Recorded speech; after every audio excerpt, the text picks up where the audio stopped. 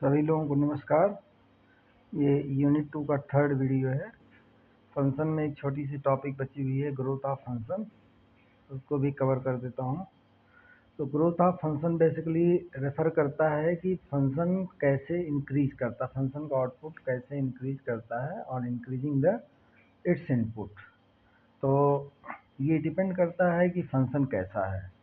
तो फंक्शन जैसे आप मान लीजिए कभी कभी कांस्टेंट ग्रोथ होता है कि सपोज दैट कि अगर F of X equal to C है, मतलब कोई कांस्टेंट है, तो एक्स के इंक्रीज करने पे आउटपुट पे कोई फर्क नहीं पड़ेगा। लेकिन अगर फंक्शन आपका लीनियर है तो लीनियरली बढ़ेगा, मतलब एक्स के इंक्रीज करने पे लीनियरली बढ़ेगा, और चूंकि एक्स पे पावर 1 है। क्वाड्रेटिक ग्रोथ भी होता है, अगर एक्स पे पावर 2 है, मतलब जो एफ ऑफ एक्स फंक्शन है उसमें अगर एक्स का पावर 2 है तो आपका फंक्शन जो ग्रो करेगा क्वाड्रेटिकली ग्रो करेगा, क्वाड्रेटिक इक्वेशन इस वजह से। एक्सपोनेंशियल ग्रोथ तब होता है जब एक्स आपका पावर पे आता है, जैसे ए पे पावर एक्स लिखा गया है। अगर ए पे पावर एक्स है, मान लीजिए ए की वैल्यू 2 है, ए इसी नाते ए जो है आपका 1 से बड़ा होना चाहिए। 2 पे पावर एक्स हो, 3 पावर एक्स हो, 1.5 एक्स हो, 1.1 एक्स हो, 1.1 पे पावर एक्स हो, 2.2 पे पावर एक्स हो, या 1.2 पे पावर एक्स हो, मतलब ए की वैल्यू ग्रेटर देन 1 होनी चाहिए।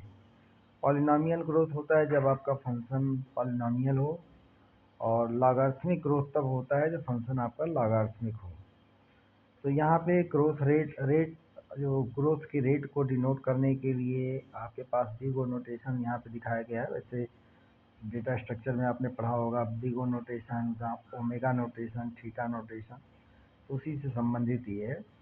तो यहाँ पे बिग ओ नोटेशन में अगर आप इन चीज़ों को कांस्टेंट ग्रोथ को दिखाना चाहेंगे तो O1 यहाँ पे मतलब है कि कांस्टेंट को डिनोट करने के लिए सिम्बॉलिकली 1 लिखा गया है। बाकी सी की वैल्यू कुछ भी हो सकती है, 1 2 3 4 5 कुछ भी हो सकता है। यहाँ पे लॉगरिथमिक ग्रोथ है, लॉगरिथमिक ग्रोथ रेट जो है ओ ऑफ लॉग एन से डिनोट किया जाता है। Linear growth O of N से, लीनियरिथमिक मतलब लॉग और लीनियर दोनों को मिला के O of N log N. Quadratic रहेगा तो ओ एन स्क्वायर। एक्सपोनेंशियल रहेगा तो आपका ओ 2 पे पावर एन, 3 पे पावर एन, 4 पे पावर एन, इस तरह से रहेगा। फैक्टोरियल ग्रोथ जो होता है, फैक्टोरियल फंक्शन लिख के आप करेंगे ओ ऑफ एन फैक्टोरियल। तो फंक्शन की ग्रोथ को अगर समझना हो तो ये इक्वेशन आपको ध्यान में रखना चाहिए कि एन के इंक्रीज करने पे ये इसी ऑर्डर में इंक्रीज करते हैं। अगर एन आप 10 लेते हैं तो आप सोचिए एन की वैल्यू, एन बेसिकली प्रॉब्लम की साइज होती है, तो एन 10 हो, 100 हो, 1000 हो, ये इस तरह की वैल्यू अगर आप लेके एनालिसिस करेंगे तो आप देखिए कांस्टेंट के केस में चेंज नहीं होगा, जो वैल्यू आएगी वही आएगी। लेकिन लॉग एन के केस में देखिए 10 होने पे क्या आएगा, 10 होने पे 1 आएगा, 100 होने पे 2 आएगा, और 1000 होने पे 3 आएगा, अगर लॉग में बेस आपने 10 ले रखा है। और इसी तरीके से अगर आप यहाँ पे देखें रूट एन के केस में, रूट एन के केस में 3.3 के समथिंग आएगा। ऐसे जो है अगर 100 प्रॉब्लम की साइज है तो 33 के अराउंड आएगा, 100 के केस में 10 आएगा, और 1000 के केस में 33 के अराउंड आएगा। अगर आप बात करें एन है, मतलब लीनियरली है, तो 10 रहेगा, यहाँ पे 100 रहेगा, और यहाँ पे 1000 रहेगा। लेकिन अगर एन लॉग एन करें तो आपको क्या करना पड़ेगा, आपको इसी लॉग एन और एन वाले दोनों को मल्टीप्लाई करके लिख दीजिए, तो ये 10 आ जाएगा, 200 आ जाएगा, 3000 आ जाएगा। तो आप इस तरीके से देख सकते हैं कि कैसे प्रॉब्लम की साइज बढ़ने पे फंक्शन ग्रो कर रहा है।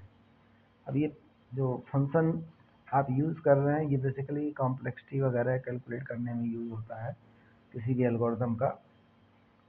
तो आप ये देख रहे हैं कि लॉग एन के केस में सबसे स्लो पेज से बढ़ रहा है। तो जिस भी एल्गोरिदम की कॉम्प्लेक्सिटी लॉगरिथमिक रहेगी वो बेस्ट एल्गोरिदम माना जाता है।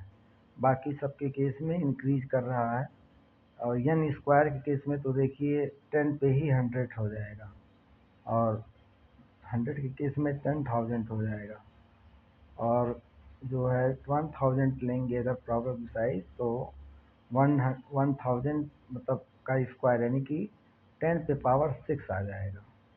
देख रहे हैं इधर जैसे जैसे बढ़ रहे हैं वर्स्ट, अगर किसी भी एल्गोरिथम की कॉम्प्लेक्सिटी जो है आप कैलकुलेट कर रहे हैं और उसकी कॉम्प्लेक्सिटी देख रहे हैं कि अगर log n है तो बेस्ट वर्क कर रहा है, और रूट n है तो भी ठीक ठाक है, n पे भी ठीक ठाक है। लेकिन जैसे ही n log n पे भी गनीमत है, लेकिन n स्क्वायर n क्यूब ऐसा अगर है तो बहुत तेज़ी से ग्रो कर रहा है, तो ऐसे एल्गोरिथम अच्छे नहीं माने जाते हैं।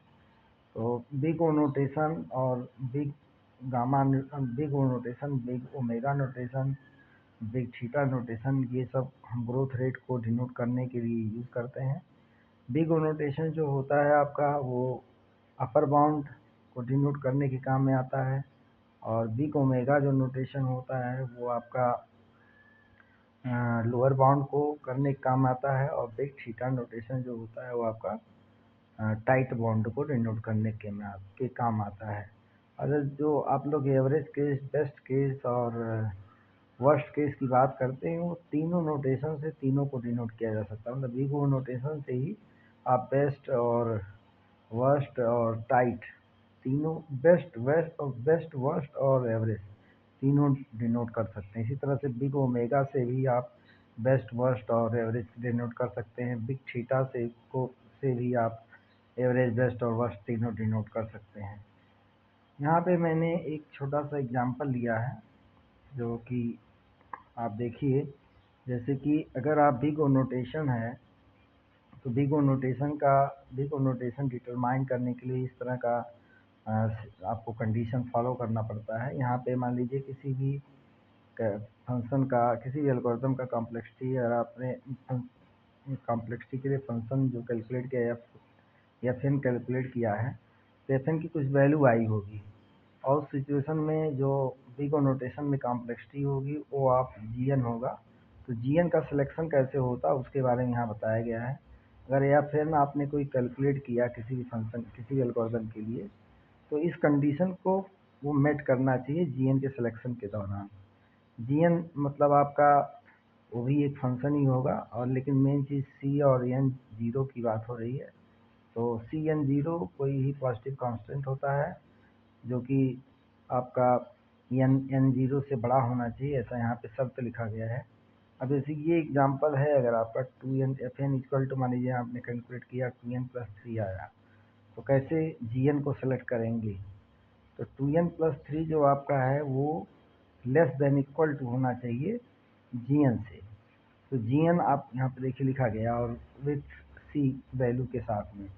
तो सी को आपने 3 ले लिया, और 2n+3 से 3n डेफिनेटली 2n+3 से 3n में डेफिनेटली बड़ा होगा अगर n कंसिडरेबली बड़ा वैल्यू है तो। अभी नहीं कि 1 आप ले रहे हैं, 1 नहीं, मतलब 100 लीजिए, 200 लीजिए, इस तरह की बात हो रही है। तो उस सिचुएशन में 3n जो है बड़ा आएगा 2n+3 से। तो हमारी जो कॉम्प्लेक्सिटी है 3, तो इसमें c है, कॉम्प्लेक्सिटी हमारी क्या हो जाएगी, ओ एन हो जाएगी। ऐसे ही आप अगर इसमें जाते हैं तो एफ एन स्मॉलर होना चाहिए सी जी एन से। तो उस सिचुएशन में खैर ओमेगा एन सिचुएशन भी आएगा, क्योंकि यूज़ आप करोगे एन को ही। अब यहाँ पे जैसे 2n+3 है एफ एन की वैल्यू, तो आप इस सिचुएशन में क्या ऐसा लेंगे कि एफ एन बड़ा रहे? एन ले लीजिए सिंपली, या n+3 ले लीजिए, आ जाएगा आपका। और थीटा एन में आपका चूँकि टाइट बाउंड होता है, तो टाइट बाउंड के केस में आपका थीटा एन जो होना चाहिए वो दोनों के बीच में, मतलब एफ एन जो होना चाहिए, C1 और C2 दो कांस्टेंट सेलेक्ट करना रहता है। अब जैसे मान लीजिए यहाँ पे एफ एन की वैल्यू 2n+3 है, तो आप यहाँ पे जो है, यहाँ पे आप लिख लीजिए n+3, और इधर लिख लीजिए C2 में लिख लीजिए 3n+3। यहाँ पे अगर n+3 लिख रहे हैं तो यहाँ 3n+3 लिख लीजिए, तो एफ एन आपका लाई करेगा उन्हीं दोनों के बीच में। और उस सिचुएशन में भी जो n है, n ही वाला पोर्शन काम करता है, तो उसमें भी थीटा n आ जाएगा। ये 1n+3 ले रहे हैं या 3n+3 ले रहे हैं, दोनों में n ही है, मतलब n वाला पोर्शन ही आपको लेना रहता है। 2 और 1 जो उसके कोफिशिएंट होते हैं उसको इग्नोर करके, हाँ उस पर जो पावर रहेगा तो उसको इग्नोर नहीं करेंगे। तो आई थिंक इसमें आपके शॉर्ट नोट्स लिखने के काम में आएगा, अगर शॉर्ट नोट्स इस पर लिखने को आता है। बाकी डेटा स्ट्रक्चर सब्जेक्ट में आप लोग डिटेल में पढ़ते हैं। Thank you.